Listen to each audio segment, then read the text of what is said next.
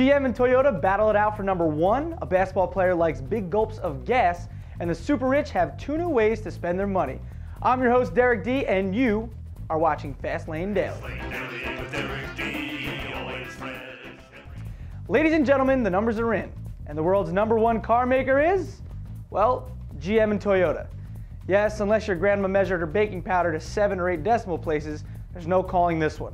According to news reports, GM sold around 9.37 million vehicles globally in 2007.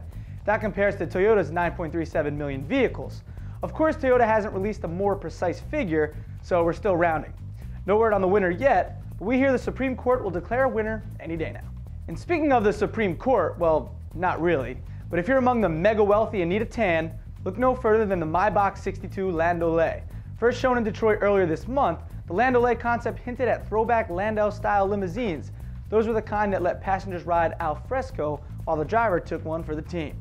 Picture a regular Maybach 62 with a folding rear roof section, video screens, and first-class seating for 2. Now, Maybach says the Landaulet concept will go into production, giving the rich and pampered yet another reason to write a 6-figure check. No word on a release date, but Mercedes officials say the Landaulet shown in Detroit has already been sold. Maybe its new owner is Shaquille O'Neal. According to documents related to Shaq's divorce proceedings, we know he's no penny pincher when it comes to car stuff. Shaq reportedly spends $23,000 a month at gas stations. That's around 7,000 gallons of gas. We'd imagine that also includes stuff like super big gulps, those suspicious hot dogs, and nasty orange cheese and crackers. Of course, we hear he always contributes to the take a penny, leave a penny tray, so there you go. Next up, a big bucks SUV could be on the way. That's in the internet rumor mill right after Rambo asks, "Are you bringing any weapons?" Of course not. That will help change people's lives. Are you bringing any weapons? Of course not. You're not changing anything.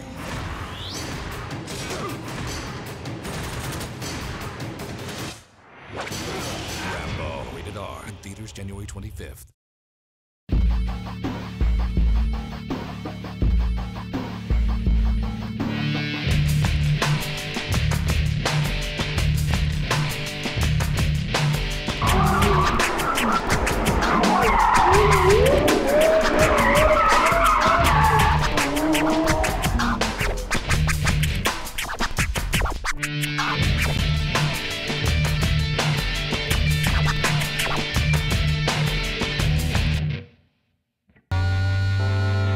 Love Fastlane Daily? Love your TV? Well, now you can TiVo your FLD fix, just like our buddy Mike from Florida.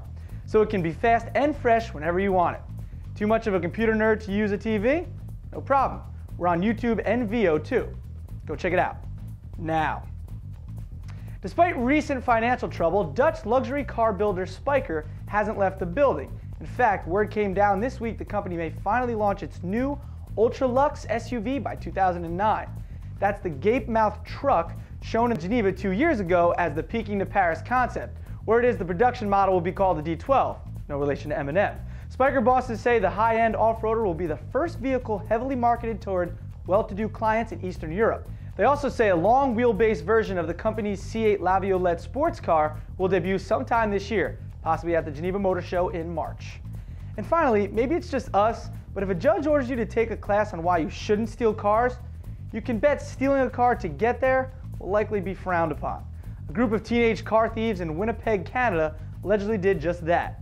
When asked why they stole the car, the teens said it was too cold to walk. Considering it was about 40 below, they're lucky the car even started. It was cruel and unusual punishment anyway. Well, that wraps up Fastlane Daily for today. I'll be home tomorrow, tuning in with all of you. And I'm getting the first comment. Cut, Derek, thanks. No problem. Yo, man, I'm really sorry about yesterday. I didn't mean Go wash your hands, Tom. That's nice of you, though. I like that. You're a good man. Fastlane Daily is brought to you by Rambo, starring Sylvester Stallone in theaters January 25th.